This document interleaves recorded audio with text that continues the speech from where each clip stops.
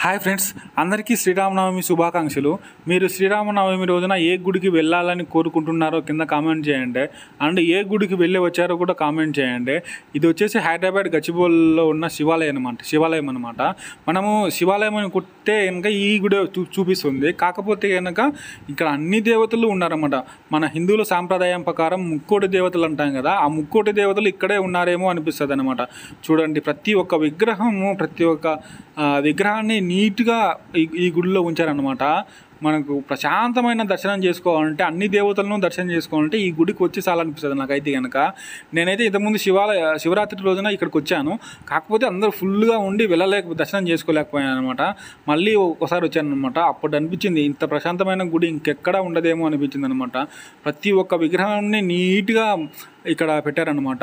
శివుని విగ్రహంతో పాటు ఆంజనేయ స్వామి, శ్రీరాముడు, ఇట్లా ముక్కోటి దేవతలు, నరసింహస్వామి, అందరూ దేవుళ్ళు ఇక్కడే ఉన్నారనమాట. ప్రశాంతంగా దర్శనం చేసుకోవచ్చు అనమాట ఫుల్గా.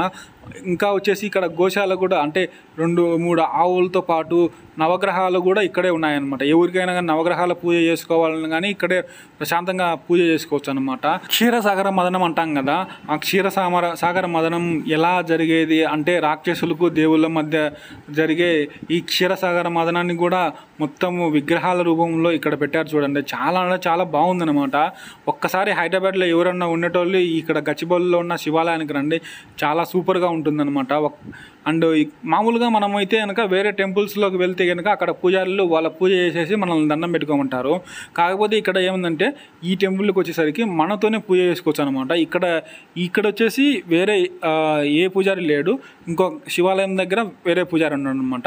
ఇక్కడికి వచ్చేసి మనం ఏం సమర్పించుకోవాలనుకుంటున్నామో అవన్నీ ప్రశాంతంగా సమర్పించుకునేసి నీట్గా ప్రశాంతంగా వెళ్ళిపోవచ్చు అనమాట. అన్ని దేవుళ్ళు చూడండి, ఈ లోపలికి వచ్చేసరికి అన్ని దేవుళ్ళు చాలా అంటే చాలా అద్భుతంగా విగ్రహాలుగా పెట్టారనమాట. చాలా అంటే నాకైతే బ్రహ్మాండంగా నచ్చింది అనమాట. బ్రహ్మదేవుడితో సహా అన్ని దేవుళ్ళను మనకి ఇక్కడే ఉంచారనమాట. ఇంకా చూసేదానికైతే నాకైతే అక్కడి నుంచి బయటికి రావాలని అనిపించలేదు. డైరెక్ట్గా ఒక ½ అన్ అవర్ కూర్చున్నాను అనమాట.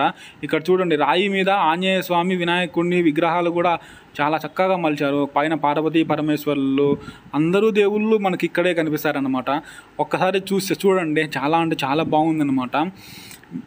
నేను చాలా గుళ్ళు చూశాను అనమాట. ఉత్తరాఖండ్లో ఉన్న బద్రీనాథ్, కేదార్నాథ్ ప్రతి ఒక్క గుడిలో చూశాను. ఎక్కడ చూసినా ఒకే దేవుడు ఉంటాడు. శివుడు ఉంటే శివుడు ఉంటాడు, శ్రీరాముడు ఉంటాడు, అమ్మవారు ఉంటే అమ్మవారు ఉంటుంది, నారాయణ స్వామి ఉంటే నారాయణ స్వామి ఉంటారు. ఇట్లా డిఫరెంట్గా ఉంటారు. కానీ అందరూ కలిసి ఉన్న గుడి అయితే నేనైతే ఎక్కడా చూడలేదు, ఈ ఒక్క గుడి తప్ప.